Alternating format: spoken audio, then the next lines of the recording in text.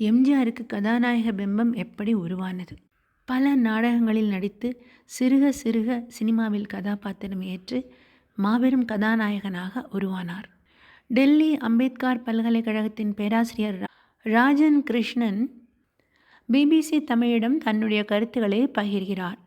எம்ஜிஆருக்கு கதாநாயக பிம்பம் மானுடவியல் ஆய்வின்படி 1950ஆம் ஆண்டில் கருணாநிதி வசனத்தில் மந்திரிகுமாரி படத்தில் துவங்கி ராஜகுமாரி, தேவகி என பல படங்களில் தொடர்ந்து நடித்து திராவிட இயக்கம் சார்ந்த அவருடைய அரசியல் பயணம் துவங்கி பின்னர் மலைக்கள்ளன் படத்தில் 1954இல் நடித்த பின்புதான் முழுமையான திமுக அரசியல் முத்திரை விழுந்தது.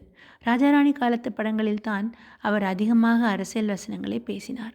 சமூக படங்களில் நடிக்க துவங்கிய பின்பு உடை, கொடி, பெயர், சூரியன் போல கைகளை காண்பிப்பது, பாடல் வரிகள் போன்ற குறியீடுகளை மட்டுமே அதிகமாக பயன்படுத்தினார். தன்னுடைய படங்களும் தான் ஏற்று நடித்த கதாபாத்திரங்களும் தன்னுடைய நாயக பிம்பத்தை கட்டமைத்து கொண்டதாகவும் அதுவே அவருடைய அரசியல் வெற்றிக்கு அடித்தளமாக அமைந்ததாகவும் விளங்குகிறது. திராவிட இயக்க ஆய்வாளர் MS பாண்டியன் எழுதிய the image drop MG Ramachandran in film and politics நூல்.